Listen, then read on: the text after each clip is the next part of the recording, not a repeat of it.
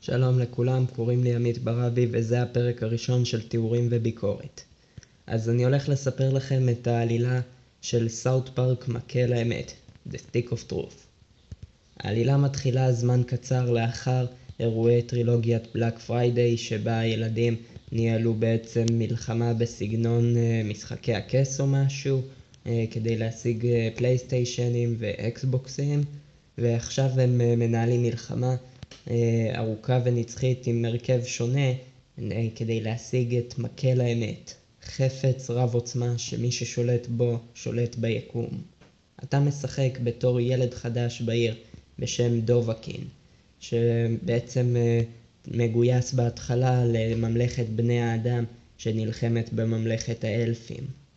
אתה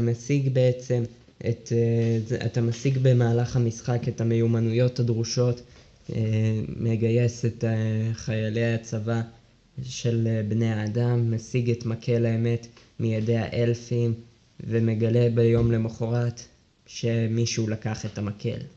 בני האדם מאשימים את האלפים, האלפים מאשימים את המלך של בני האדם בכך שהוא מחביא את המקל בעצמו איפשהו, דבר שמוביל לקרב שבבית הספר יום למחרת.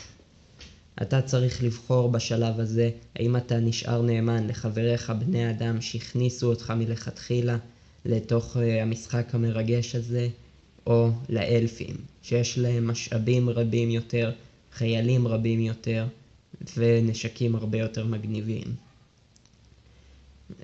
לאחר הקרב הגדול שמתרחש בבית הספר על חיפוש אחרי המקל הזה, אתה מגלה שקלייד מממלכת בני האדם הוא זה שבעצם גנב את המקל, והוא עכשיו יצר צבא של נאצים זומבים כדי להשתלט על העולם באמת.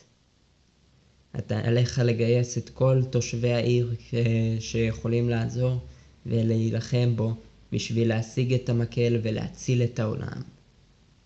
משם מגיע איזה טוויסט מעניין, אבל אני לא אפרט עליו כדי לא לעשות יותר מדי ספוילרים. מה שבטוח, בבני אדם יש יותר מבוגד אחד. יאללה ביי.